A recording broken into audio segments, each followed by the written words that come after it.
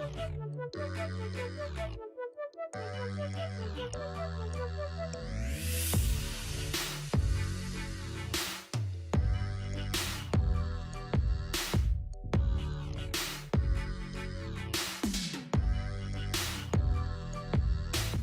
up, everybody? Welcome back to my channel. So, can we just celebrate that I actually made it to the second video? Like, alright guys, so in this video, as you guys may see in the title, this is pregnancy journey part 2.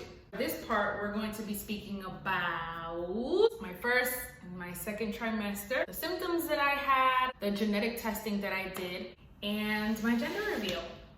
So, as usual, I have my notes on my iPad Pro. Get it right. So you guys already know, in my last video, I spoke to you guys about how I found out, how I announced it to everyone, and my trying to conceive journey. Here we are, finally pregnant. We're gonna be talking about the symptoms that I had. So guys, remember when I did say that my very first symptom, that I didn't even know it was a symptom. My very first symptom was the yeast infection. I did not know that it was so common during pregnancy, but hey, that was my very first symptom. I did notice I started getting headaches. Like they were so bad. Like a headache usually would last what? A couple of hours. You pop an Advil or a Tylenol and it's gone. That didn't happen. So I started getting headaches, and because I was so scared of taking anything, because at this point I didn't know that I was pregnant, I was so scared of taking anything, so I would just have to tough it up, and it was horrible. It lasted for an entire month. I didn't miss my period before I knew I was pregnant, so I couldn't even count that as a symptom. But when it actually came time for me to have my period, I didn't have it. Funny thing is, when the week passed entirely for me to have my period and I saw that I didn't have it, I was like, yo, I'm really pregnant. That's when it kind of clicked even more, like, yo, I'm really pregnant. Like, this is what they always say, like, oh my gosh, I miss my menstrual, and oh my gosh, I'm pregnant. It really clicked. Yo, I'm about to be somebody's mama. I didn't have any nausea. You know, like, how does it feel to be God's favorite, right? I didn't have any nausea. What I did have was food aversions. So instead of having food cravings, I had food aversions. So what I did used to eat, what I did used to like, I no longer liked it anymore. And those of you who know me personally know that I love coffee. I love everything that has to do with coffee, even coffee ice cream. I love frappuccinos. I love cappuccinos. I love lattes, everything about coffee. And I used to drink coffee or like lattes or whatever almost every morning with my mom. And there was this one morning in my first trimester where I instantly smelled the coffee, and I was just like, No, I don't want it. I don't want it. And I say no, I don't want it. So yeah, gum, no. It still is a no. Cake, in my first trimester, it was a definite no, but my mom's birthday was yesterday and I definitely did eat cake. But I don't like it as much as I used to. Ice cream, no. Ices, no. Cookies, nothing. My first trimester, I didn't want that. Fatigue. Oh my goodness. Your body is working twice as hard, if anything 3 times as hard, to try to make new organs now. It's totally different. You're not by yourself anymore. I would come home from work and I would just have to sit down or have to lay down. Like, I would have to. It's like my legs would give up on me, my arms would give up on me, everything just gave up on me.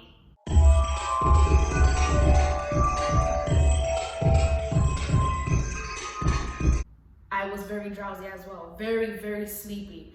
I would knock out anywhere and everywhere. There's an article entitled Wellbeing in the Air. This article gives you various hints and tips to make your journey not only more comfortable for you, but much healthier as well. We strongly recommend that you read the article. Just a couple of points, ladies and gentlemen. This flight, as are all British Airways flights now, is... And also in my first trimester, remember trimester is 3 months, you know, trimester. Yeah, I would suffer cramps. They did feel like period cramps, but then they just felt different. I'm not really sure how to explain it, but they did feel a little different. And yeah, so second trimester, the famous second trimester. I wouldn't necessarily say that things got better in the second trimester, being that I was blessed with an amazing, you know, almost to nothing first trimester. So my second trimester, I did start to experience a lot of back pain, a lot of lower back pain, being that the baby is growing, my uterus is growing, he was getting heavier and heavier and heavier. Another symptom that surprised me was that my digestive system, it got very active. I was never the type of person to constantly pass gas or to constantly fart, if you know what I mean. The second trimester, it was just like beatboxing. It just kept flowing.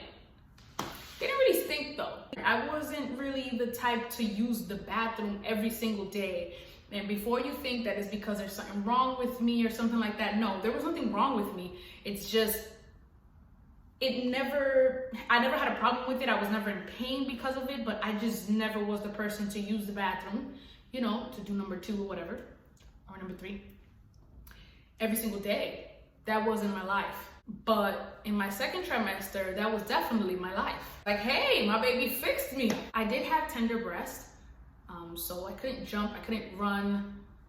Putting on my bra, it would hurt. Not even a bit. I'm not even gonna just downplay it. It would hurt. And I did notice in my second trimester that I had a leg cramp. That leg cramp was so crazy that it woke me up out of my sleep, boy. I felt like as if my muscles just braided themselves. I legit started banging my calf, like just decking it. Like, how do I, what non-New York term can I use? We New York every day, B. I don't really know any other term I could use. I was just punching my calf so hard, like bing, bing, bing, just trying to take the pain away, and that wasn't working. And I was just rolling like this, side to side on the bed, trying to, it was bad. I did feel a boost of energy. I did. I wasn't as fatigued or sleepy all of the time as my first trimester. But yeah, second trimester was pretty good. So now that we've spoken about the second trimester, is the best time to speak about the genetic testing or the diagnostic tests that I had done. Regularly, everyone waits to be about 4 or 5 months to know the gender. I did not want to wait until 5 or 6 months. I wanted to know before the year ended. So there's this new thing that you can do where they can tell you the baby's sex through drawing your blood. We definitely have to get that done. So yeah, it checks for common disorders, and it also checks for whatever illness that you may have that could affect the baby. When they did the genetic testing on me, when they took out I don't know how many pints of blood, they saw that I had chronic anemia. I'm not really sure if I'm pronouncing it correctly, but thalassemia, something like that. So my doctor instantly made me tell my husband to also get checked, because if he had it, then that meant that it was gonna affect the baby and the baby would definitely have it. But thankfully only I have it, and yeah. But now he carries the trait. So now he has to be careful about, you know, with who he gets married to. make sure that person doesn't have it. My faith was being tested. However, I'm not saying that if my results were any different, that God was not present. God was always present. God will always be present. Whether the results were what you expected or what you thought they were or not. I'm going to insert a clip. So that clip has all of the names of what I was tested for, the results, and where it says low risk. Now, what you want to look for is if it says high risk or low risk. Clearly, you know, you're gonna hope for a low risk. So, you know, as soon as we saw that, jumping for joy. However, on the top, it actually shows you the gender. Now, since I planned my gender reveal so that not even I can know, the only person that knew was my big sister. She played it off really well. I always told everyone that for my gender reveal, I wanted the flutes, or however it is that you call it. You hold it and you just twist, and all of the confetti comes out. In the video, you would see how they all played me. I'm gonna insert the clip. 3, 8, 6, 5, 4, 3, 2, 1.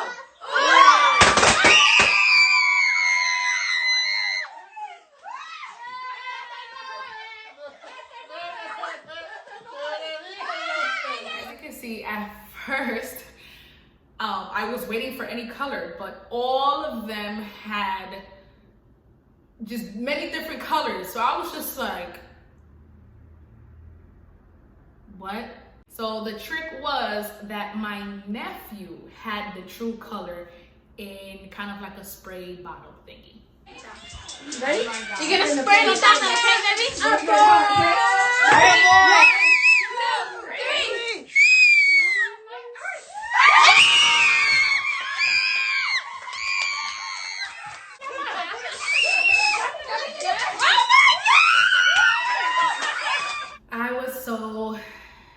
For some reason, I was so shocked. I don't know. It's like you would wait for something, you would know something's gonna happen, but then when it actually does happen, you're like, oh, it happened.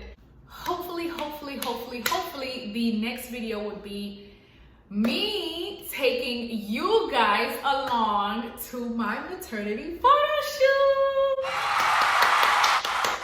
It has been such a roller coaster for this photo shoot. The shipping, the tracking number doesn't exist. They're just playing me. But my photographer is awesome. Shout out to him. You're gonna see him. You guys are gonna see him in the next vlog. All right, guys, thank you so much. I hope you guys did enjoy this second video. I'm so excited I finally got this far. You guys haven't gotten bored of me yet. So yeah, you guys definitely do get a bump clip. Make sure you guys turn on your notifications if you guys have not, and make sure you guys subscribe so that you guys won't miss a video and would not miss the vlog of my maternity shoot and everything else that comes along. Quick note, this video is being recorded while I'm on my 3rd trimester. All right, guys, so this is with my, well, my shirt doesn't even fit anymore, but this is from the front. This is the side, my baby. This is the other side. It's the side. You see my veins. I'm in love. Bye, guys.